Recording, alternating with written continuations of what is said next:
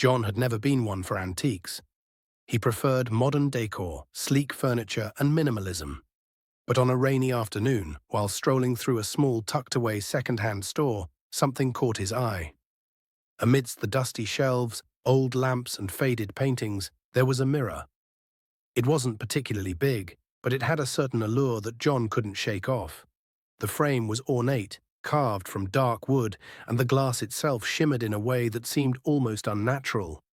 It wasn't like any mirror he had ever seen. It was as if it held something deep within it. The shopkeeper, an elderly man with graying hair, noticed John eyeing the mirror.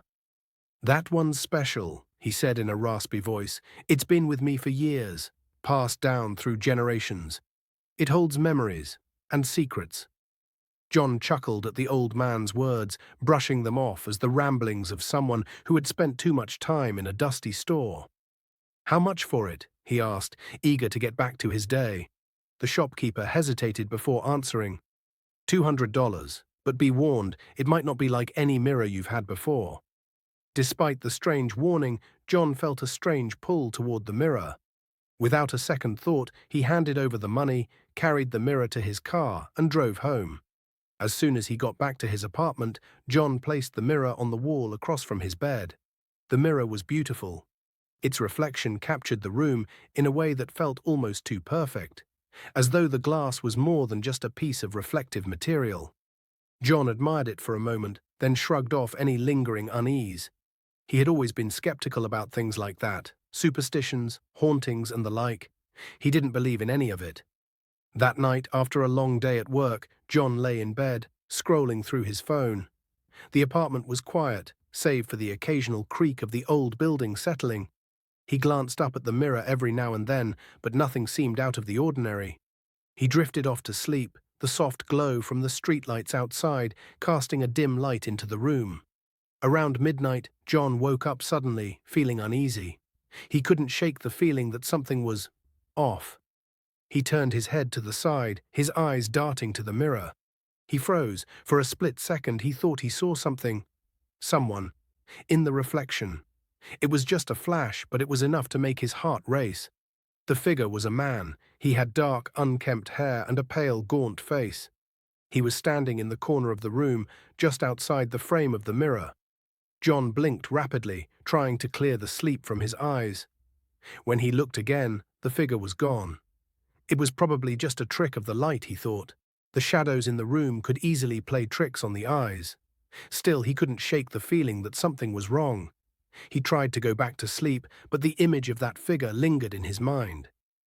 The next morning, John woke up groggily, still uneasy. He shook his head, trying to push the memory of the figure out of his thoughts. "It was just a bad dream," he muttered to himself as he went about his day. He even made a mental note to cover the mirror with a cloth before he went to bed that night. But that evening, as John sat down to have dinner, he couldn't help but glance at the mirror every now and then. There was something about it. A presence he couldn't explain. He knew it was ridiculous, but he felt like it was watching him.